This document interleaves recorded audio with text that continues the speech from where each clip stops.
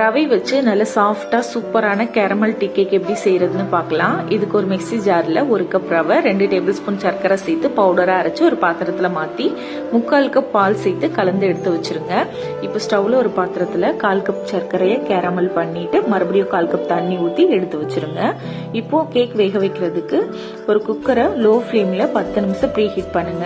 இப்போ நம்ம ஊற வச்சிருந்த ரவையில நல்லா ஆறுனதுக்கு அப்புறம் கேரமலை சேர்த்து 1/4 கப் எண்ணெய் ஊத்தி 1/4 கப் பால் பொடி, 1 teaspoon baking powder, 1/4 teaspoon baking soda, கொஞ்சமா வெனிலா எசன்ஸ், ஃப்ரூட்டி கொஞ்சமா பால் சேர்த்து நல்லா இந்த பதத்துல மிக்ஸ் பண்ணிட்டு கேக் வேக வைக்கிறதுக்கு இந்த மாதிரி அடிசமமான ஒரு பாத்திரத்துல எண்ணெய் தடவி கொஞ்சமா மாவு தூவிட்டு நம்ம ரெடி பண்ணி வச்சிருக்க மாவு உள்ள ஊத்தி ப்ரீ ஹீட் பண்ண குக்கர்ல 45 to 50 நிமிஷம் லோ ஃபிளேம்ல வேக வச்சு எடுத்தீங்கன்னா சூப்பரா நல்ல டேஸ்டியான ஒரு கேரமல் ரவா கேக் ரெடி. கண்டிப்பா அதை ட்ரை பண்ணி பாருங்க, ரொம்ப சூப்பரா இருக்கும்.